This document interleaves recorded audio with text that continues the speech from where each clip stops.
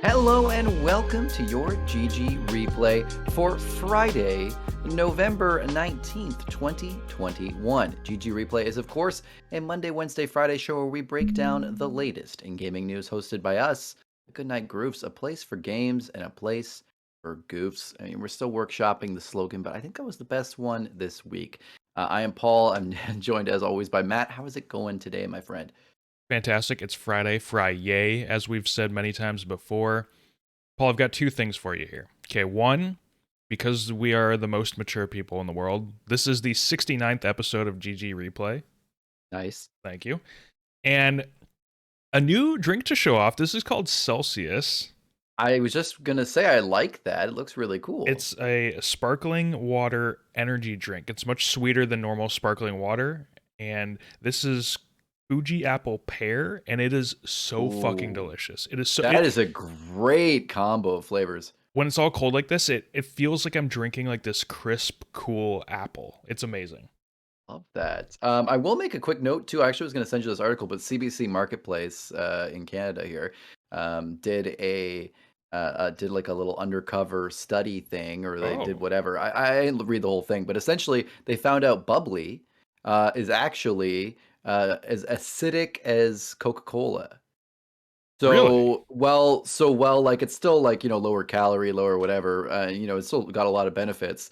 The acid content is still like Coca-Cola, so it can still rot your teeth. Huh. So they recommended, if you're worried about that kind of thing, maybe drinking some bubbly with the straw or something like that to avoid, or maybe just guzzling it. But if you just sip a little bubbly, could be detrimental to the teeth. I'll send you that article, but That's very strange. I would never something interesting, right? think that. I don't even Yeah. understand how that works. Yeah, Exactly. because Rachel's mom like drinks a ton of bubbly, as I mentioned Okay. before, and she's like, "Oh my God, this whole time I had no idea." Like I was, It's heartbreaking. so yeah, it's a little heartbreaking. It doesn't ruin it, but it certainly has a slight downside potentially that it did not once had. It was once a perfect drink. It does taste a Um, little bit different than the other sparkling waters, so I guess that could be it. Yeah, it could be it. Matt, after you just mugged the camera there with your cool new drink, I think it's worth mentioning that this is going to be the last time on the GG replay that you will be mugging the camera, or at least possibly here with your drink. So really, show off anything that you want to show off while we have the chance here, because GG replay is going audio only starting on Monday. This will be the last video GG replay. Now, maybe not forever, maybe not. For now, we'll have yeah. to see how things go. But for right now, this show, is doing best on audio podcasting apps and things like that. YouTube, obviously, we do have a few people listening on YouTube. So for those of you out there, definitely seek us out on a podcast app, or you can still do it. Yep, shout out to Derek and our very own Mike, who commented that he listens on YouTube, which he does do. He's mentioned he does it at work. You can still open Spotify or something in a browser, listen to it there, and that's definitely an option. But for now, that's what we're going to be doing. So you can still definitely check us out and see our beautiful faces in the similar setup on our weekly gaming podcast, Game Grooves. But for now, replay is going to audio. Now, if you go to a podcast app and you type in Goodnight Groofs, which is the name of this whole thing, if you type that in, all of our podcasts will come up and will be the only results. If you search Goodnight Groofs, Game Groofs and GG Replay both show up. So that's so you can get them both pretty easily. The really good thing about having a really unique name, part of our naming purpose here, was having something that, no one else has. All right, just before we get into the stories here, if you come across any necessary corrections in today's episode, send them over to ggreplayshow@gmail.com, or for one more day at least, you can leave those in the YouTube comments below. Matt, the reviews are in today. Yeah, you better believe it. First off, we have Grow, Song of the Evertree. This game got an 81 on OpenCritic, and this thing looks super weird. I think like gameplay wise, you're looking at something that's kind of like an Animal Crossing meets Harvest Moon. You can go out to like a city builder, like a town builder thing, but also you're in the town gathering resources to help build the town, and you're also like working on there's like a blight or something that happened, and now you're like trying to grow these like world tree kind of things. It's got this crazy cartoony art style. It looks a little wild and a little bit too much for me. I feel like it's not like cohesive enough in the UI, but whatever. It got an 81 on OpenCritic, so if this is a kind of game you're into, this is something to check out. Yeah, I'm a little shocked by an 81, to be Yeah. honest. It looks like the movement doesn't look good. No. Stylistically, it looks like a game that someone made in Dreams. Like that's I exactly love that like you said when I first saw some reviews of this, the immediate reaction was that looks like someone made that in Dreams. And which is like impressive if it was made in Dreams, but I yep. don't know how I feel about it outside of Dreams. So Yeah. Agreed. yeah, this game doesn't really do anything for me, unfortunately. I kind of like the idea a little bit, but it's not quite there for me. I'm very surprised that it has an 81. Yep, I agree. Now moving on to something a little bit crazier here. Far Cry 6 Voss Insanity. Cool name. Got a 76 on OpenCritic. It is out now. Far Cry 6 just happened. And, so we're like, hey, listen, this is, we got to start throwing some other crazy stuff out here. Now, I don't know a lot about this, Matt. If you want to, does this seem like a fair thing? Is this something you might be willing to try out and play? I don't think I'm going to play it. Now, they're doing DLC for the villains from 3, 4, and 5. So that's Voss from 3, Pagan Min from 4, and Joseph Seed from 5. I mean, I think Voss is a great character. Really interesting guy. Yeah. I love the actor who does Voss too, but Michael Mondo. But I don't have any interest in this specific DLC. The environments look kind of cool. The general weirdness is kind of cool. It's kind of neat. I just I don't know. It doesn't grab me. Yeah. That's the thing with Far Cry. Like I don't know. I'm never interested in their sort of anything that's not mainline, which is weird because that's actually where they do try different things. And I feel like Blood they don't. Dragon being a famous example that was, pretty well received. Blood Dragon, even New Dawn, it's a little bit different. Yeah. Primal, I mean, they don't. Well, Primal was not a great example. But here's the thing: I don't think that they get enough credit sometimes for actually doing these different things aside from their mainline games, which they actually do more often than the mainline games. Like this sort of stuff, but between the DLC and the offshoots, actually comes up more than the mainlines. So I do think they should get some credit for that, whether or not they're actually great games. At least they're trying something different with them.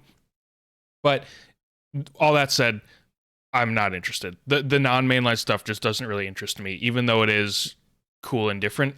I don't know. I'm into Far Cry because of Far Cry. Yeah, that makes sense. I get that. I don't really play enough of them to have a good answer on either of that, but yeah, it's a thing. All right, let's get into some main stories here today.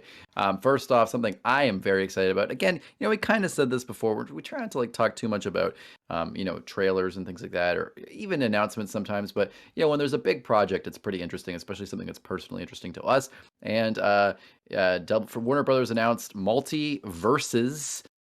Which is a fantastic name for a game. This is basically every property that Warner Brothers has up their sleeve, and they are throwing it at the proverbial wall here. We have a trailer that released alongside this game, and it looks absolutely wild. The characters we have here, we have stuff so this was leaked about a month ago, and I did mention this before on show. But we have characters like Bugs Bunny, but then we have Superman and Batman. Then we have Finn and Jake from Adventure Time. We have Steven Universe. We have Arya Stark from Game of Thrones, which is super weird. We have Shaggy from Scooby Doo. There's a lot of stuff on there, and it is funky. Now, obviously, the announcement trailer also had, a lot of of them promising things, talking about the game, talking about what's important. And they really seem to hit a lot of key things here. One thing that they brought up and made a big point of was voice acting and getting good voice actors. They have Kevin Conroy as Batman, which is pretty rad. So clearly, they know what kind of iterations of the characters these people want in a game like this, and they know after seeing what happened with Nickelodeon, All Stars Brawl, that people don't want a lifeless sack of SpongeBob that doesn't say anything, and also music and things like that too. So really, really cool. They also mentioned rollback netcode, competitive focus, an emphasis on no lag. Matt, come on, what do you think? Compared to Nickelodeon All Stars Brawl, this is a slam dunk possibly here. Yeah, I'm not into these kind of games personally. I've never been into Smash Brothers as much as I think that PlayStation should do All Stars Again, I probably wouldn't really play it that much. So this isn't for me, but I do think it's really cool. I think the name is perfect. It's an amazing name for a game. Yeah. I think the voice acting that we saw in the trailer was really good. Whoever's doing Arya Stark is doing a really good job. Yeah. I can't wait for Arya Stark versus Bugs Bunny because that is such a weird matchup that I should love never it. happen, but it's going to.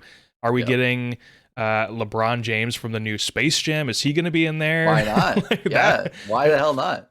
I don't know. Just it's such a good idea for a game And I should because mention too, it's also free to play, which I yeah, think is a big factor of this too. like the Nickelodeon one was also a good idea, just executed poorly. This is a good Yeah, it's a idea. great idea.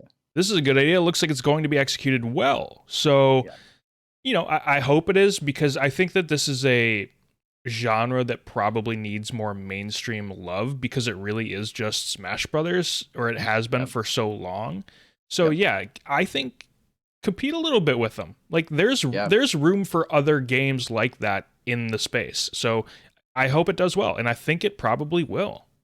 Yeah, I totally agree. And as someone who doesn't have a Switch and pretty much would only buy one to play certain games and things like that, I would love to play a Smash-like game.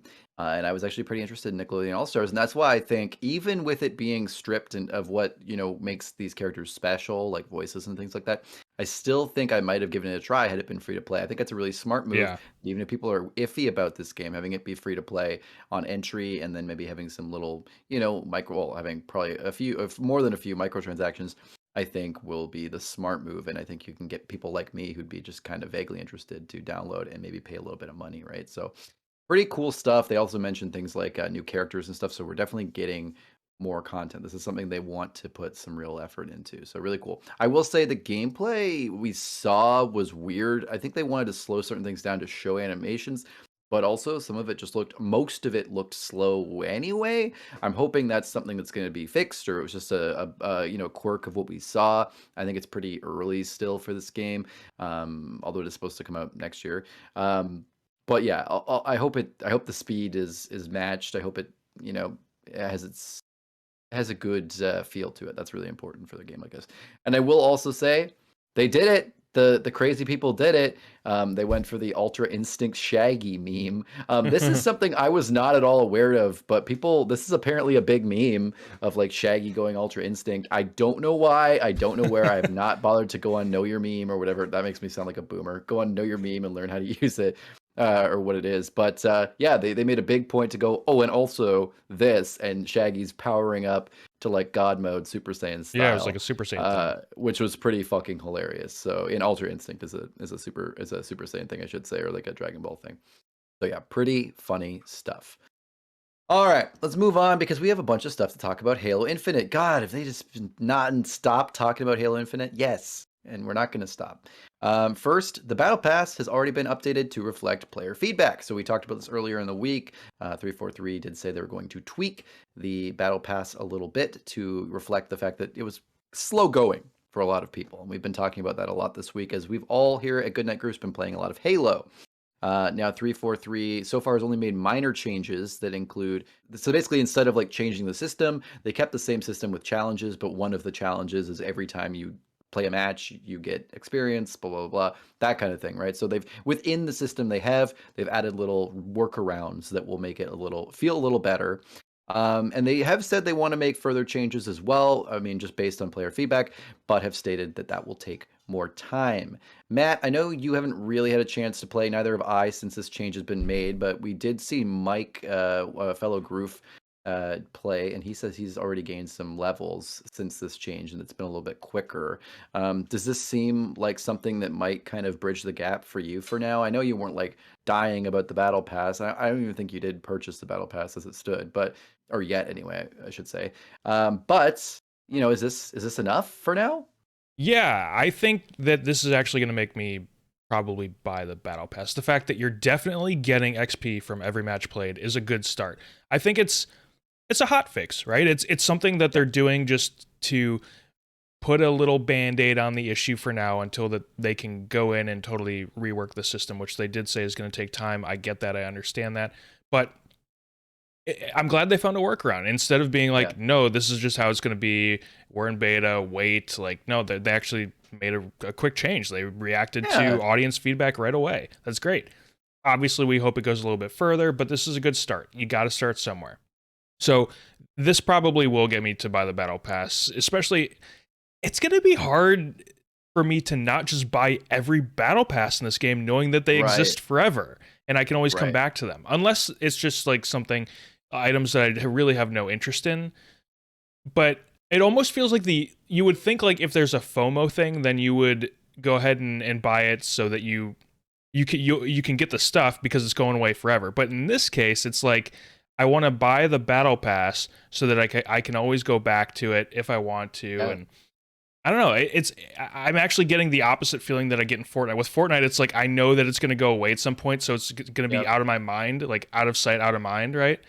But Well, in you think, how much am this, I going to play Fortnite in the next few months? Oh, maybe I shouldn't buy this one. Not because I don't like the stuff, but I might not ever get a chance to play it. exactly. Whereas in this one, I think you'll buy ones that you actually like. So, like, let's say one comes up with items you don't care about. You'll go, well, that's okay. I'll go back to the one I had. I bought one before that I couldn't get time to finish, so I'll go back and work on that one now. Yeah, much more eloquently said than what I was trying to do. No, I totally agree. I think you made a great point, and you helped us get there.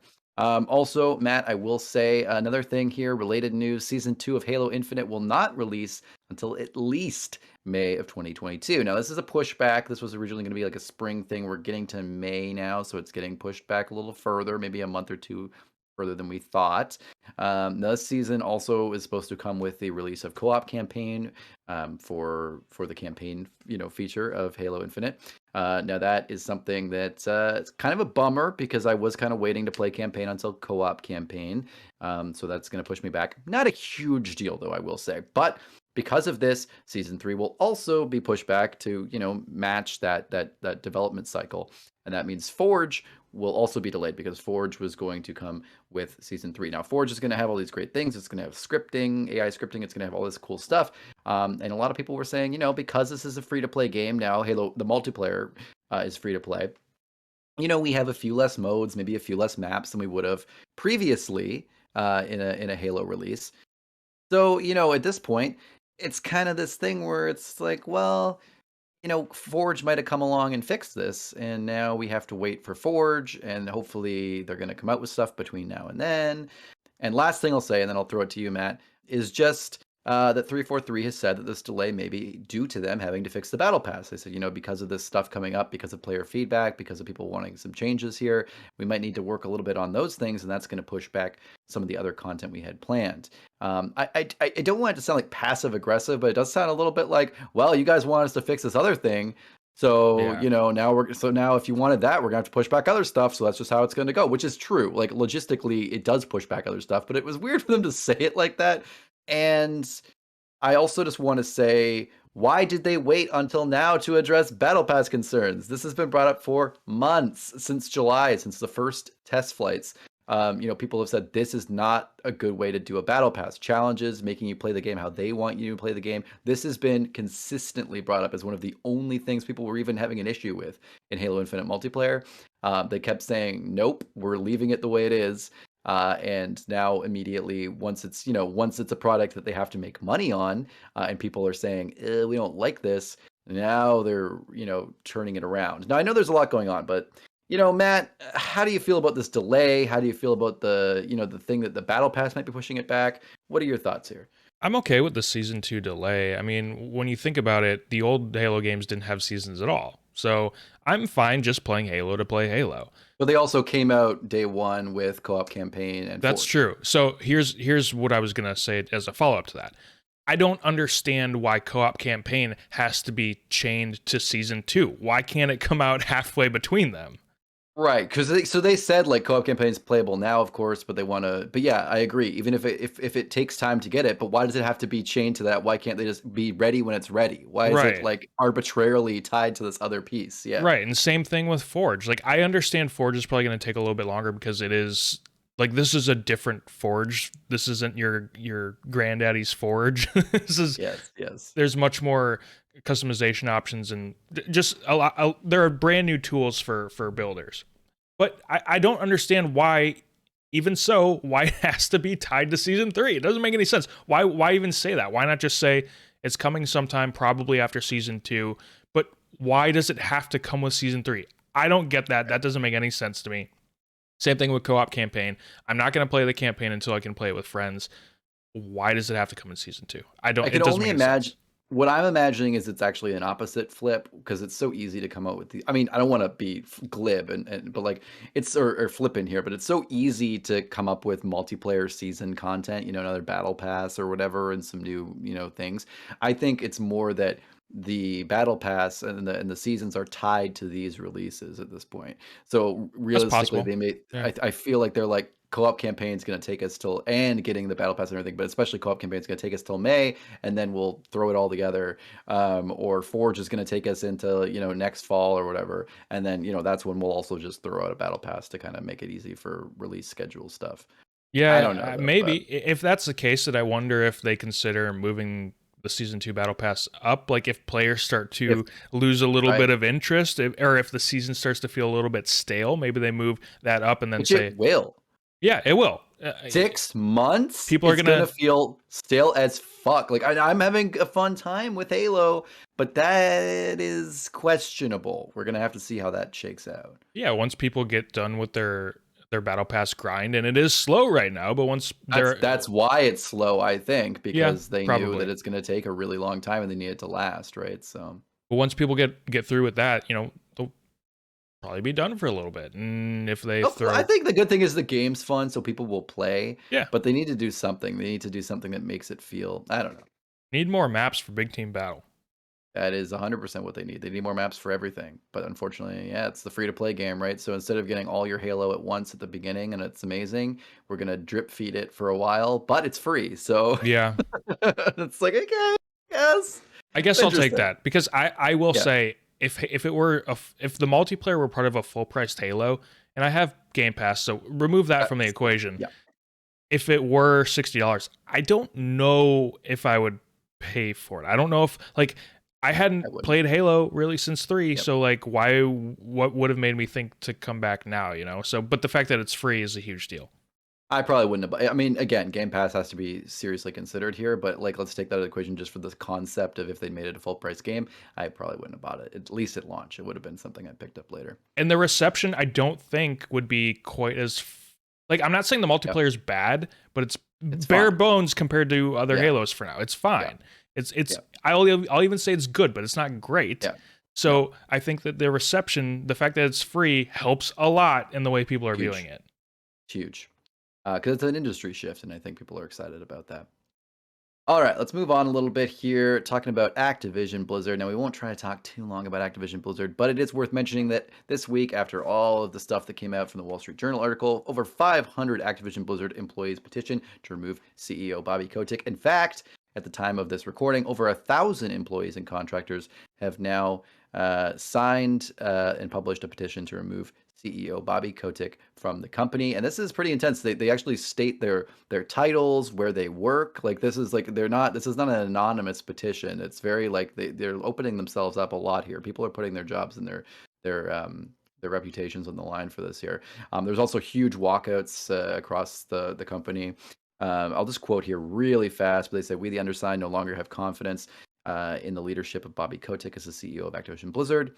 The information that has come to light about his behaviors and practices in the running of our companies runs counter to the culture and integrity we require of our leadership and directly conflicts with the initiatives started by our peers. We ask that Bobby Kotick remove himself as CEO of Activision Blizzard and that shareholders be allowed to select the new CEO without the input of Bobby." Sorry, it's just the fact that he has like a child's name, and it's so funny to see like the input of Bobby, who we are aware owns a substantial portion of the voting rights of the shareholders. Yeah. Sorry, it's just fucking Bobby. That wasn't a quote, by the way, the part where I said fucking Bobby, but like, why would they not say Mr. Kotick? That's so weird. Mr. Kotick or Robert. It's not, I'm sure his name is legally Robert still. Fuck's sakes. Anyway, it's just, yeah, Mr. Kotick, yeah, fucking Bobby. But whatever, fine.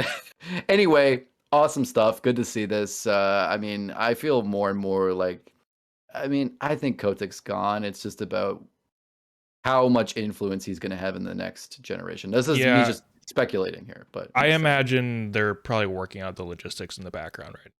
yeah, how can they, how much is he actually going to be gone versus like, but I think we're going to see at least some kind of ceremonial Or at least passing of the torch of him leaving. there are people right now figuring out logistics and making decisions on how this is going to, even if it doesn't happen, they're figuring out how it would happen. Yep, exactly. So, yeah. With this sort of thing, I always think about the person who started working there last week. And they're Oh God, right? and it's like, I mean, like I support you guys, but I don't maybe want to put my name on this right now. Maybe come back to me in a month.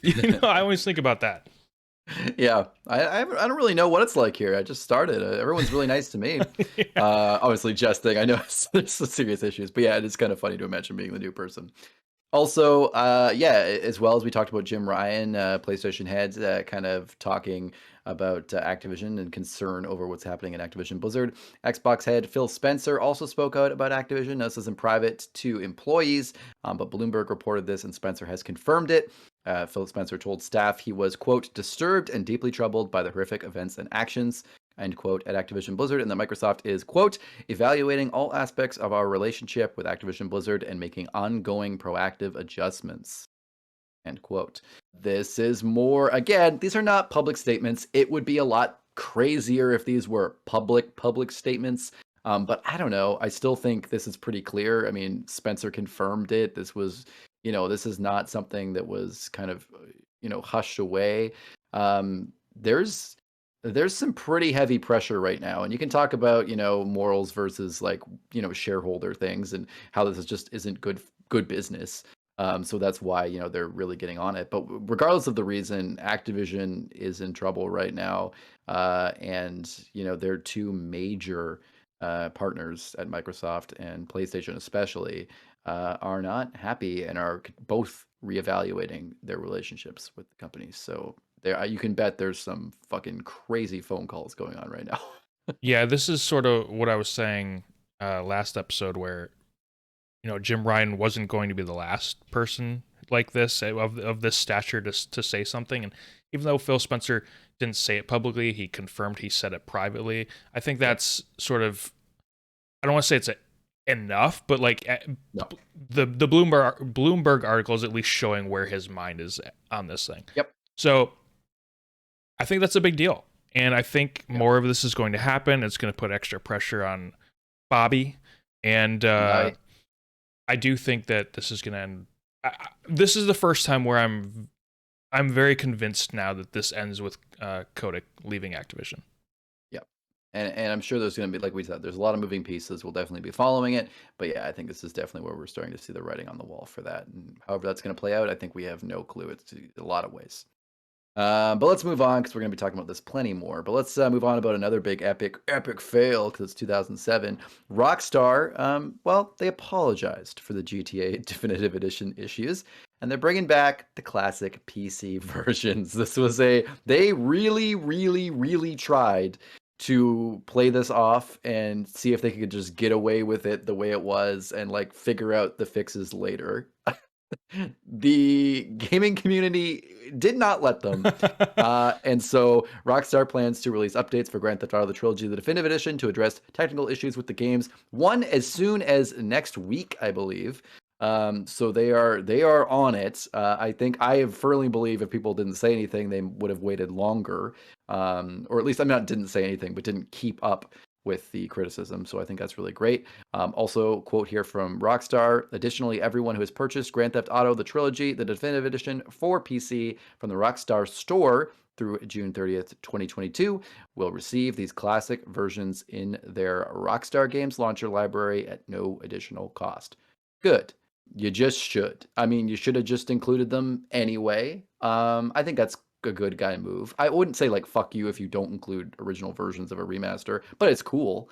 But that being said, this move makes sense partly just because they don't have a very playable game right now, and this will at least give some people, maybe people will like, play the games, and just because a lot of people were like, I'd rather just play the shitty, like the older version of the game than this shitty weird remaster. They're like, well, fine, here you go, play that then, you jerks. Yeah, so Rockstar put the old version in the vault forever to never come back. They come out with the remake. The remake sucks. The classic version is actually better. And now they're giving it away for free to people who bought the remake. It's stupid. This whole thing is stupid. It's like they made everyone rebuy the old games, basically. Pretty much. People did, and that's it. And then eventually maybe they'll get a remaster that works eventually. Yeah, this whole thing is stupid. It's so bad. The remakes are stupid. Rockstar is stupid. This apology is stupid, but whatever, it's fine.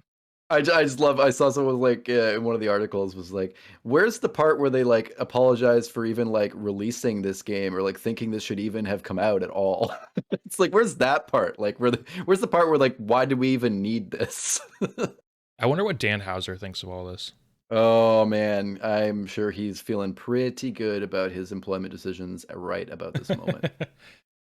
All right. Well, let's move into some quickie stories here at the end of the day. First off, Alien Isolation is coming to iOS and Android on December 16th. So if you want to rock out pre-Christmas to some Alien Isolation, well, you don't need to drag the Kinect out or play on your PC because you know what? It's on mobile. Matt, are you going to be playing on mobile? No. I think I have this on PC, on Steam and Epic, I think. Yep. I think it was free on Epic at some point. I think I bought it on Steam. I can tell you, mobile is not the way to play this game. Nope. But I will say, if it works, it's kind of an impressive feat. But there's no way it's not the experience that you'd have on PC. Like this game is meant to be like tense and wearing headphones, which I guess you can do with mobile, but it's not going to be the same thing. It's not this. Don't play this on mobile. It's so weird. I just don't get like the immersion isn't there, and that's like 99% what makes this game great. And I think on a small screen it doesn't work that well. Anyway, but that's just our opinion. I'm sure lots of people will love it. Something else here: Battlefield 2042 is one of Steam's worst rated games already. Only 23% positive user reviews right now on Steam. It's pretty bad. It's also the 6th most played game right now during this time of this recording. So it is one of the top played games right now, and it is also one of the worst reviewed of all time. A lot going on here. Yeah, so I mean that just goes to show you that people are still playing it. Yeah. I feel like what people are doing is review bombing it to hopefully make the updates and fixes happen more quickly, while they still play the game anyway because they're actually still kind of enjoying it. They just want the fixes to happen quick. It's one of those awkward things where it's like you don't want to review a game based on glitches, especially when there's something that will be fixed, probably. But also, it's like I'm sure the vision of the game, if there were no bugs, would get the score probably that it already got. But the issue here is all these negative reviews are from people who are probably also saying, "Hey, I can barely play this game, and yeah, I'm enjoying it, but like I have to like reload it every 10 minutes, but I'm still playing it, but it's not working." So I think like ultimately that doesn't mean they don't think positively of the game concept, but more that it just needs to be fixed. Oh, also, and this just goes to show you what happens when the public actually gets to play a game, how the perception changes. Because last Friday, when you and Mike were doing GG Replay, 80, wasn't it? It was an 82. It was an 82 on OpenCritic. Yep. Now it's a 69. That just goes to show you how public opinion can change critic scores. Yeah, but also like it also goes to show possibly for the positive though. I mean, like it could be that a lot of critics said rose-colored glasses. That definitely happens. You see critics give 10 out of 10s for. No, I'm not saying it's a bad. I'm not saying it's a bad thing. I'm just saying like I'm just saying this shows you like inflated critic scores are a real thing, and when the public actually gets their hands on it, critic scores that come out after that are like, well, they're right. We have to adjust. Now we can't give it 10 out of 10 without looking like shit. So whoops. Yeah, very good point. Also, moving on, Kingdom Come Deliverance has passed 4 million units sold, originally released in February 2018. That's pretty good. I've heard a lot of great stuff about this game, but it's something that I never quite got the feel of what it is or like if it's for me. But it definitely seems now I have a PC that can run it a little better potentially. I might give it a try. Yeah, it's one of those just sort of immersive medieval peasant simulators is essentially what it is. But it's really cool. I need to revisit the game. It's one of the most immersive experiences I've ever had in a game. The combat was just sort of my issue. It was clunky. It was not very easy to get used to. It's kind of difficult. It's not very fun in general, the combat specifically. But the other parts of the game are really, really cool. And I'm blanking on it now. Maybe it's Dominoes, something like that. It has a mini game like that in it, which is, you know, how like in Assassin's Creed Valhalla, I love the I think it's called Orlog. I love that mini game, which is like a sort of like a dice game. I love that stuff. Gwent in Witcher 3. I love that extra stuff in games and in Kingdom Come, and I'm totally blanking on it now. But it's fun. I remember it being fun. It does have one of those kind of mini games. But yeah, it's a really good game if you have a PC that can handle high graphics. It has HD textures that you can download, and yeah, I mean it looks fantastic. I know one thing that people really love, and I saw people talking about this on Reddit, the forests in the game. Really immersive, very realistic and dense, and yeah, this is a game that everyone I think should at least try. It's very impressive. Cool, good to know. And there's good sales often on that one, so definitely worth checking out, especially on Steam and stuff like that. Also, speaking of good sales, PlayStation Store Black Friday sale is now live, and so is also, I wanted to mention, the Xbox Store Black Friday sale. So there are Black Friday sales out the wazoo. Matt, are you looking to pick up a lot of great stuff on Black Friday sales? Yeah, I am. I'm going to be buying a lot. Actually, I got a notification. I use the PS Deals app. I got a notification this morning when I woke up that everything went on sale. Just looking at it right now. Psychonauts 2, I'm going to get Marvel Spider-Man Psychonauts Ultimate 2 is Edition. on Game Pass. Oh, but only on Xbox. No, it's on PC Game Pass. I want trophies. Oh, right. Yeah. Death Stranding Director's Cut, Sackboy Big Adventure, It Takes Two, Hitman 3. So yeah, my wallet's going to be struggling, but you know what? Yeah. We're going to have a lot of good games to play. Yeah, I'm pretty psyched. Riders Republic is 33% off. Guardians of the Galaxy, this is on Xbox. Guardians of the Galaxy is 35% off. This is some cool shit. Life is Strange True Colors, 35% off. So a lot of stuff that I'm pretty interested in. I don't know if I'm going to pick up anything right now because I'm a little strapped for cash, but I might pick up at least something because there's some really great sales out there, especially if you're looking to get into a new game. Also, if you're looking to get into a new game, Monster Hunter Rise is doing a cool thing right now, but we're not going to talk about it on this show. So just to let you know, they're doing a collab with Sonic the Hedgehog, and we're not gonna talk about it. We don't mention Sonic. So no, that's for Game Grooves. Game Grooves is a Sonic exclusive podcast. No. We talk only about Sonic. You make sure you want to check that out.